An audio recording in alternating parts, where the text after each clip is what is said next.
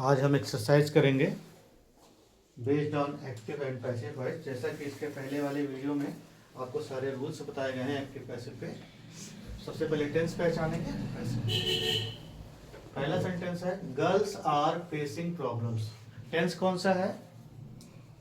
Is am are first form of the verb, उसमें ING लगा हुआ है। इसका मतलब ये कौन सा टेंस है? Present continuous tense. तो प्रेजेंट कंटीन्यूअस टेंस को एक्टिव से पैसिव में बदलने के लिए करेंगे क्या? सबसे पहले ऑब्जेक्ट देखेंगे। ऑब्जेक्ट क्या है? क्या फेस कर रहे हैं? प्रॉब्लम। तो क्या हो जाएगा स्टूडेंट्स? प्रॉब्लम्स। प्लूरल है, क्या हो जाएगा? आर लगेगा प्लूरल के साथ। और कॉन्टिन्यूअस टेंस में जब पैसिव बनाते हैं तो क्या होता है? इज एम आर के साथ बीइंग लगता है। तो क्या हो जाएगा? Problems are being. फेस का थर्ड फॉर्म होगा फेस्ड बाई गर्ल्स। होप समझ में आएगा। आगे बढ़ते हैं। I have eaten mango. I have eaten a mango. Have आया है, वर्ब का थर्ड फॉर्म आया है। कौन सा टेंस है? हैव के साथ अगर वर्ब का थर्ड फॉर्म लगता है तो प्रेजेंट परफेक्ट टेंस होता है। ऑब्जेक्ट क्या है? आ मैंगो। तो क्या हो जाएगा? A mango. अब ए मैंगो है, सिंगुलर नंबर हो गया तो हैव नहीं हैज लगेगा। क्या लगेगा? हैज लगेगा। तो क्या लगेगा? ए मैंगो हैज। उसके बाद हमने बताया है एक टेंस आगे का हेल्पिंग वर्ब लेता है। प्रेजेंट परफेक्ट टेंस है तो प्रेजेंट परफेक्ट कंटीन्यूअस टेंस का हेल्पिंग वर्ब लेगा। प्रेजेंट परफेक्ट कंटीन्यूअस टेंस में हैज या हैव बीन लगता है। तो यहाँ क्या हो जाएगा? A mango has been. Eat का थर्ड फॉर्म ईटन ही होता है। Eaten by. आई सब्जेक्ट में है, ऑब्जेक्टिव केस में जाएगा तो क्या होगा स्टूडेंट्स?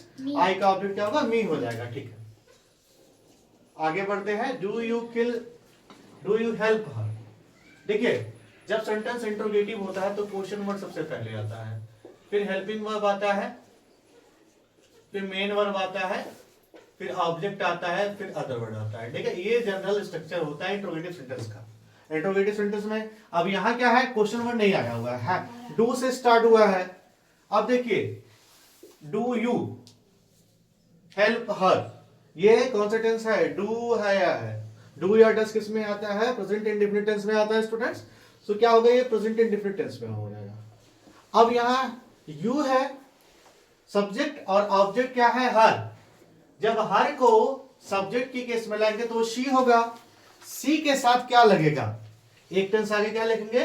डू या डस को इज एम या आर में बदलेंगे तो क्या होगा?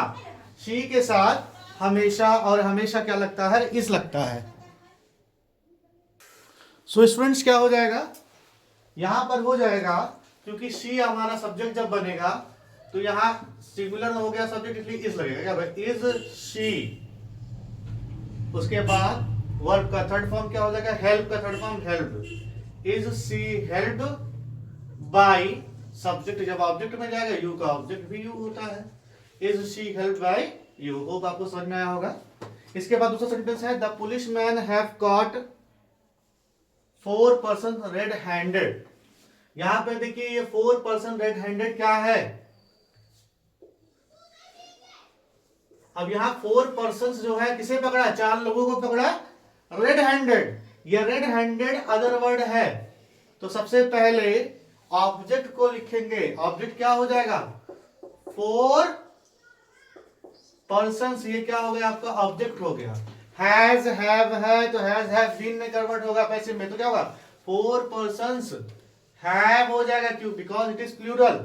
4 persons have been caught, verb का थर्ड फॉर्म पहले से है, by the policeman red handed. Red handed मतलब होता है रंगे हाथों पकड़ना। होप समझ में आया होगा स्टूडेंट्स आपको। आगे बढ़े। The mob has blocked the roads. Mob मतलब भीड़ होता है। अब यहां पे क्या है? ऑब्जेक्ट क्या है? किसको ब्लॉक कर दिया है?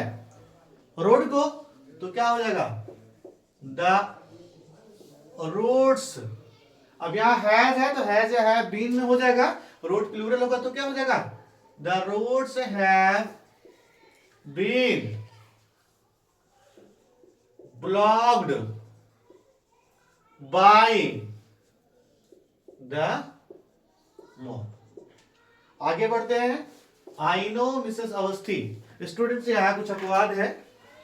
नो के साथ हमेशा टू लगता है, ठीक है। प्लीज्ड के साथ हमेशा विथ लगता है।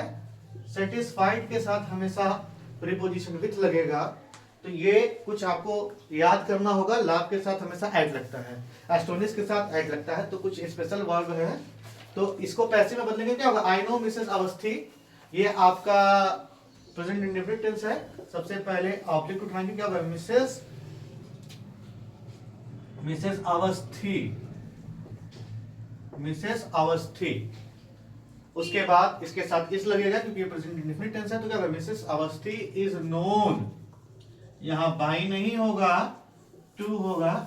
Mrs Awasthi is known to me. Next sentence क्या है? She was operating the computer.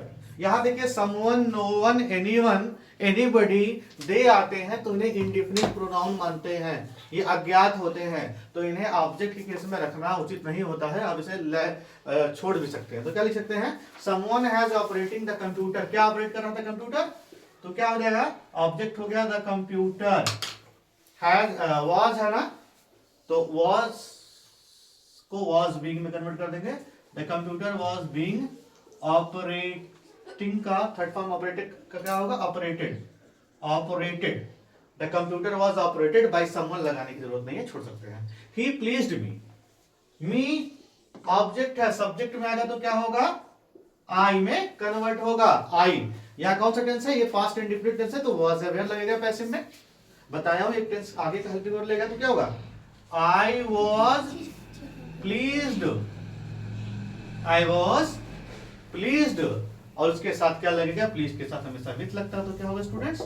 I was pleased with, he का ऑब्जेक्ट क्या होगा? Him. I was pleased with him. अच्छा, ये आप कमेंट बॉक्स में करके बता दें कि 9th वाला होगा क्या। मैंने बता दिया, सेटिस्फाइड के साथ हमेशा विथ लगता है। क्या लगता है? सेटिस्फाइड के साथ विथ लगता है। तो आप खुद से करके बताइएगा कमेंट बॉक्स में। क्वेश्चन नंबर 10 देखते हैं। Who wrote the Mahabharata. Students कहां कहीं भी एक्टिव में हु आए तो बाय हुम में कन्वर्ट करेंगे पैसिव में, और उसके बाद सेंटेंस जो है इंट्रोगेटिव के मोड में ही चलेगा। तो क्या होगा? Who wrote the महाभारता। तो क्या लिख सकते हैं स्टूडेंट? by whom। उसके बाद देखिए महाभारता सिंगुलर है तो यहां was लगेगा इसके साथ। तो क्या होगा? by whom was the Mahabharata. Right का थर्ड फॉर्म क्या होगा? written।